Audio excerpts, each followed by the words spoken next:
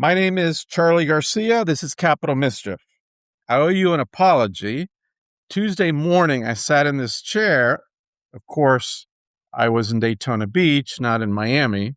And I told you that the United States Marine Corps was landing on an Iranian island that night, 2 a.m. Wednesday in Tehran. I said, set your alarm, but they didn't go.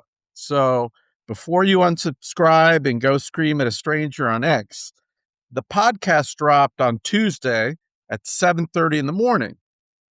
By 5:50 that evening, everything had changed. I wrote it up on Substack that night. So if you don't follow me on Substack, then you got left behind. So let me tell you what changed, because the paying members saw it. Everybody else spent 40 hours thinking Charlie had lost their mind. I didn't lose their mind. I was off by about 48 hours. And any other line of work, 48 hours is wrong. In my line of work, 48 hours is Tuesday.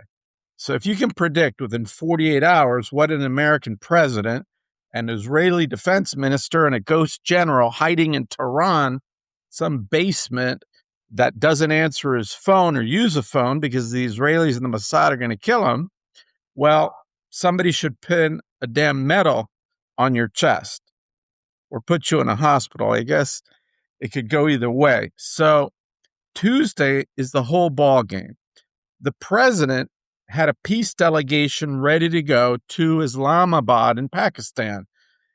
The vice president is on his own plane, and Steve Witkoff and Jared Kushner are on a separate plane out of Miami, 2 aircraft, 3 senior Americans, 1 destination. The convoy never left American airspace. Think about that. You're the vice president of the United States. You're on your plane. You're trying to figure out how to pronounce Islamabad. And before lunch, somebody walks up and says, "Sir, Mr. Vice President, we're going home."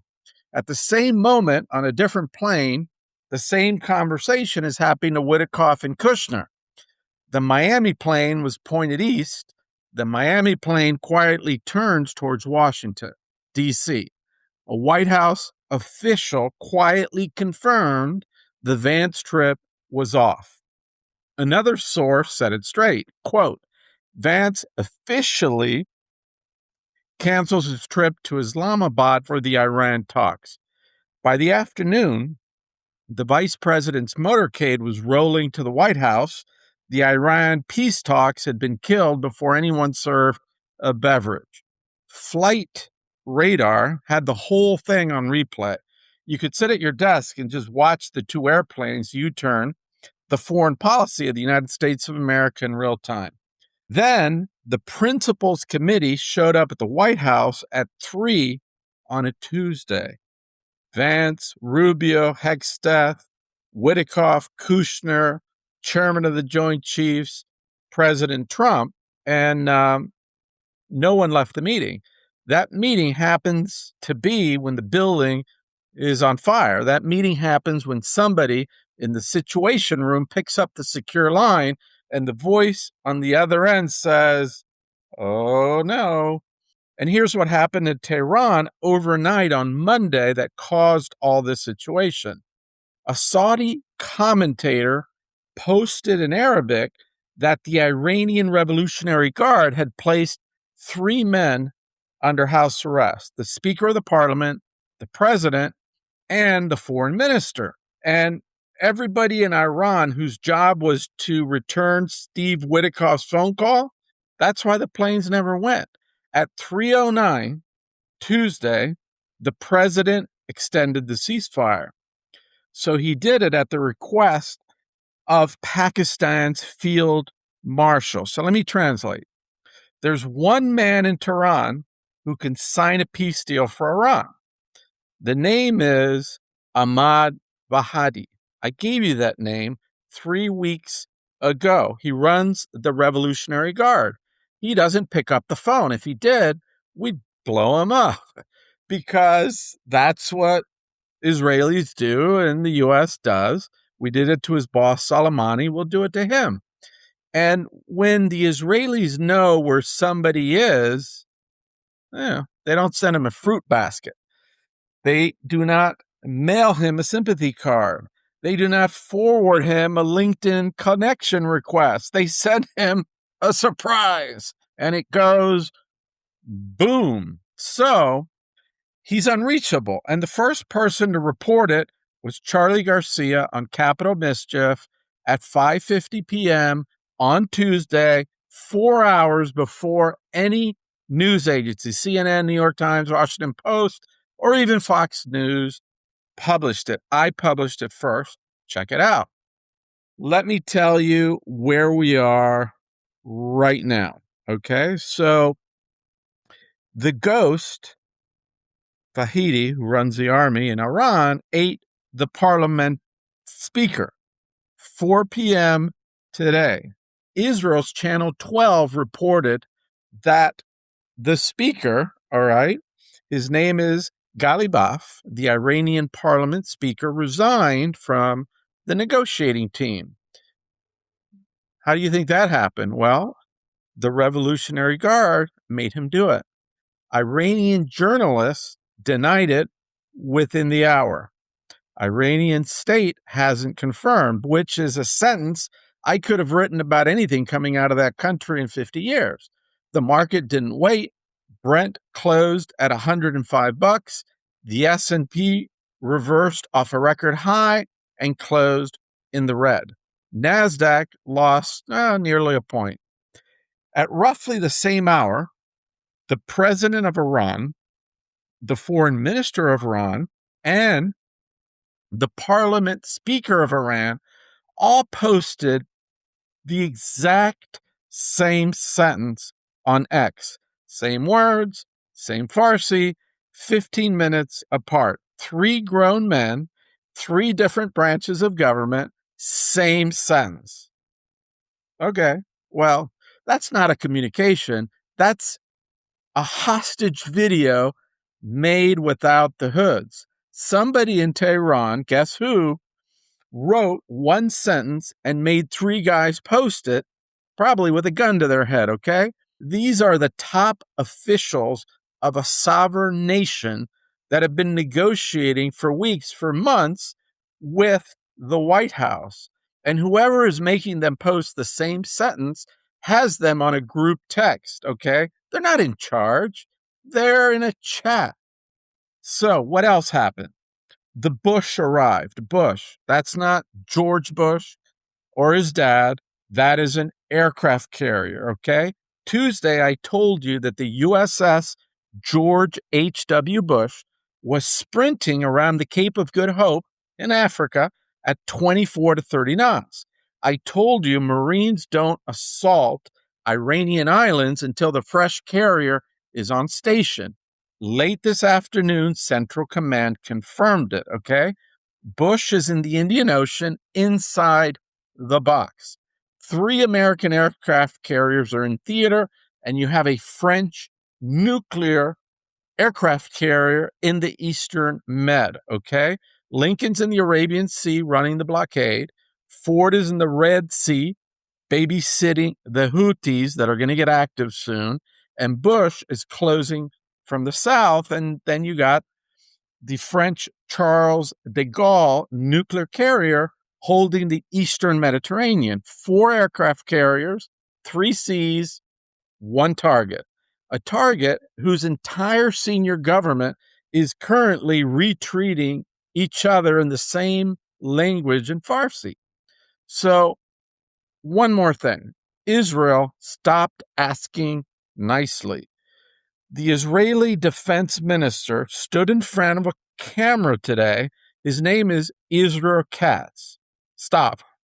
The defense minister of Israel is named Israel, okay, which is either the most Israeli thing that has ever happened or a sign that Israel has run out of names. So I picture his parents. Morty, the baby's here. What do we call him? Oh, I don't know. Shirley, what about the country? Sure, let's go with Israel. All right. Let me read what Israel said about Iran. Quote, Israel is prepared to renew the war against Iran. The targets are marked. We are awaiting a green light from the United States. First, to complete the elimination of the Khamenei dynasty, and additionally, to return Iran to the Dark Age and the Stone Age, unquote. I mean, give me a break. The Stone Age on camera in high definition? All right, like that's a thing you say in front of other people. Channel 13 is reporting Israeli sources expect the war to resume by tomorrow, okay?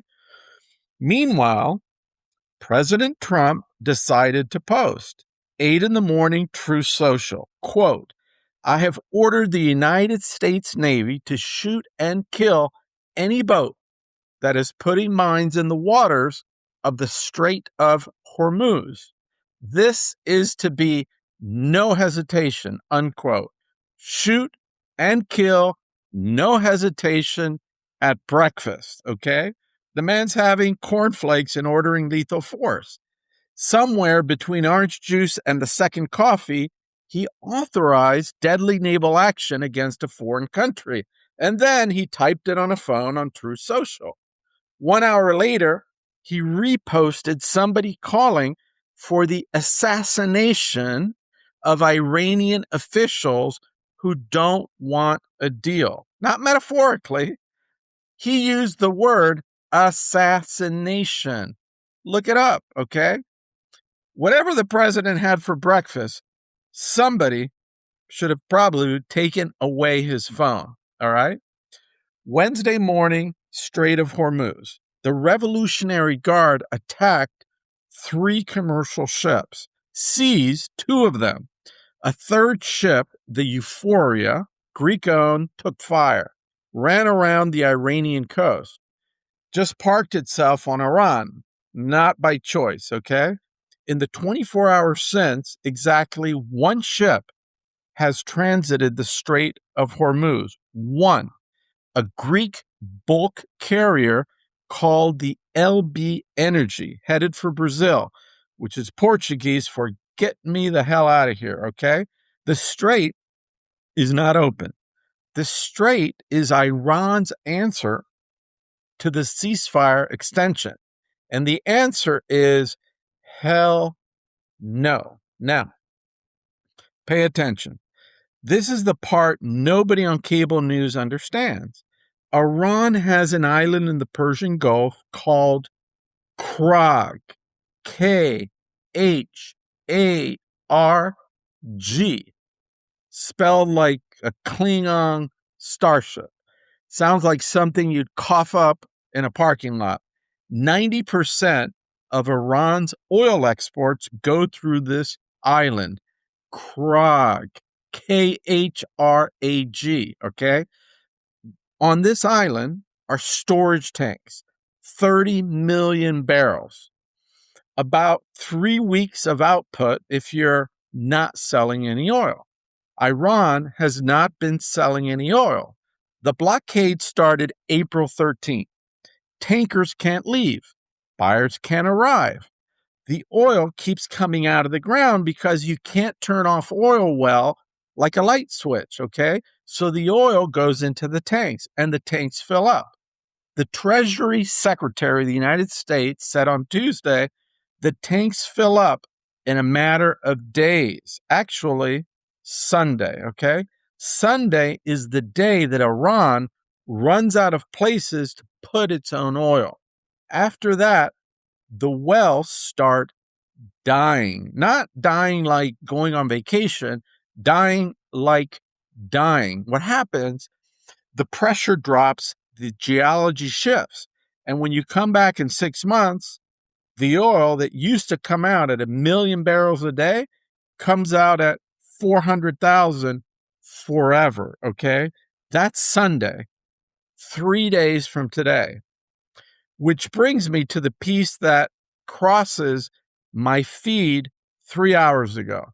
Tomorrow morning, okay, 8 a.m. Eastern, Friday, which is going to be about a half an hour after you're watching this, the Secretary of War, Pete Hegseth, and the Chairman of the Joint Chiefs of Staff, General Dan Kane have a press conference, Operation Epic Fury. Stop, Epic Fury. That's the name of the war. Somebody with a security clearance sat in a conference room and said, I got it, Epic Fury. And nobody said, really? Epic Fury? Sounds like a fucking monster truck. Sounds like a soft drink at a 7-Eleven. Sounds like, I don't know, a stage name of a professional wrestler. Epic Fury. A war sounds like Desert Storm, Overlord, Rolling Thunder. Epic Fury sounds like something, I don't know, Vin Diesel punches through a wall. But, well, anyway, let's go on. 8 a.m. on Friday, today. When was the last time the Secretary of War and the Chairman of the Joint Chiefs held a press conference at 8 in the morning on a Friday to announce, oh, everything is going great, okay? That's never happened, not once. 8 a.m. on a Friday is when you have news. The markets open at 9:30. The Pentagon wants this piece priced before the opening bell at 9:30.